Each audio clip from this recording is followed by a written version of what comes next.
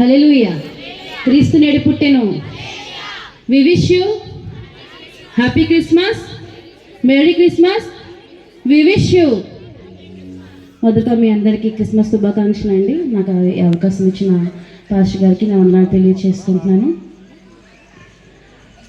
లూకాసు వార్త 19:10 దేవుని వాక్యం ఇలా సెలవిస్తుందండి. నశించిన దాన్ని వెదకి రక్షించుట కొరకు మనుష్య కుమారుడు ఈ లోకానికి వచ్చి ఉన్నాడని అక్కడ వాక్యం తెలియచేస్తుంది. అక్కడ మీరు సరిగ్గా పరిశీలన చేసినట్లయితే నశించిన దానిని అని రాసి ఉంటుంది. ఏంటి నశించిందని ఎప్పుడైనా ఆలోచించారా? భూమి మీద యొక్క శాంతి సమాధానం నశించిపోయిందండి. ఆ యొక్క శాంతి సమాధానాన్ని అనుగ్రహించడానికి దేవుడే మనుష్య అవతారిగా ఈ లోకానికి వచ్చి ఉన్నాడు. ఎందుకు నశించిపోయింది సమాధానం అంటే, ఆ రోజు ఏదైనా తోటలో ఎంతో దేవునితో సంబంధం, అన్యోన్యమైన సంబంధం కలిగి ఉన్న ఆదాము అవ్వలు దేవుని మాటకు అవిధేయత చూపించడం వల్ల వారు ఏమైపోయారండి? దేవునికి దూరం అయిపోయారు. మొదట వాళ్ళు ఏం కోల్పోయారు? సమాధానం కోల్పోయారు. తర్వాత శాంతిని కోల్పోయారు. దాని ద్వారా ఏమైందండి? లోకంలోకి పాపం ఏలుబడి చేయడం వచ్చింది. ఈ యొక్క శాంతి సమాధానం కోల్పోవడానికి కారణం ఏంటో తెలుసండి? దేవునితో వారు కలిగి ఉన్న సంబంధాన్ని వారు తెగిపోవడం వల్ల లోకంలో మరి ఏం ఏలుబడి చేసిందంటే లోకం అంతా కూడా చెడిపోయింది, పాపంతో నిండుపడిపోయింది, నశించిపోయింది అన్నమాట.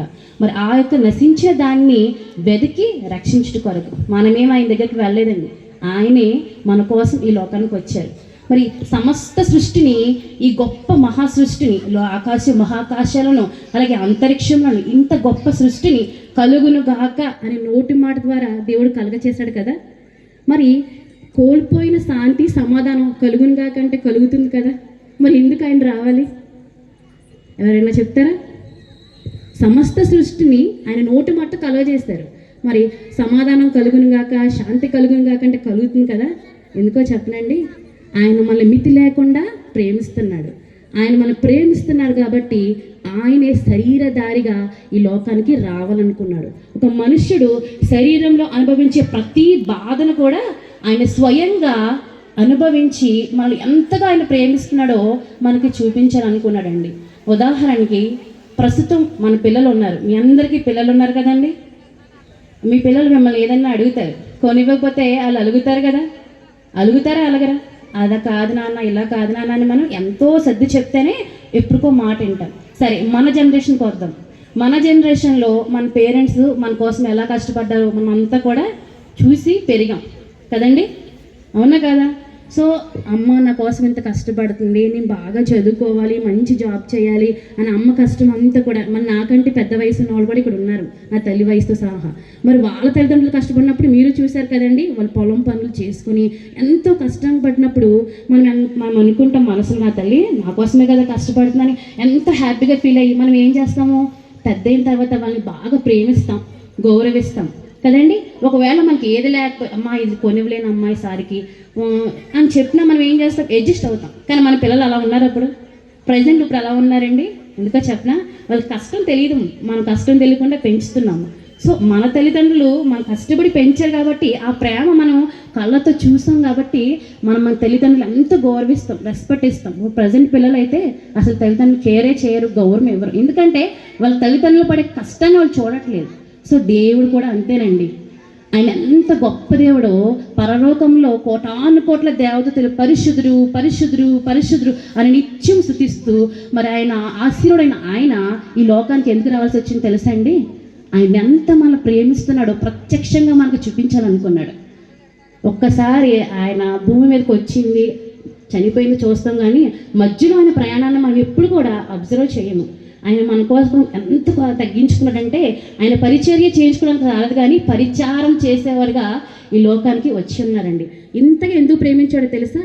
ఆయన శరీరంలో ఉండే ప్రతి బాధను అనుభవిస్తూ మన కోసం ఆయన ఎంత ప్రేమిస్తున్నాడో మనందరం తెలుసుకోవాలని ఈ లోకానికి వచ్చాడు.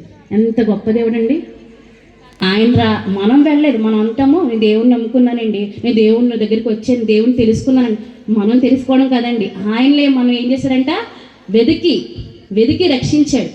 మనం ఒక ఆత్మ దగ్గరికి వెళ్తాం, అమ్మా ఏసే నిజమైన దేవుడు రక్షణ పొందండి అని చెప్తాం, కానీ ఆ కనిపించిన వాళ్ళు చెప్తాం, కానీ వెదికేమో ఎప్పుడైనా ఎవరినన్నా? ఆయన వెదికి నశించిన దాన్ని మరి లోకానికి ఇవ్వడానికి వచ్చాడు. శాంతి సమాధానం. ఆయన అందుకే వెళ్ళిపోయేటప్పుడు అంటారు, శాంతిని మీకు అనుగ్రహించి వెళ్ళుచున్నాను, నా శాంతిని మీకు అనుగ్రహిస్తున్నాను, లోకం ఇచ్చినట్టుగా కాదంటున్నాడు. మరి ఈరోజు మీ జీవితాల్లో ఎంత కలిగి ఉంటున్నారండి శాంతి సమాధానాన్ని? ఒక్కసారి ఆయన పుట్టుక జ్ఞాపకం చేసుకున్నప్పుడు ఆయన మనల్ని ఎంత ప్రేమించాడో జ్ఞాపకం చేసుకున్నామా?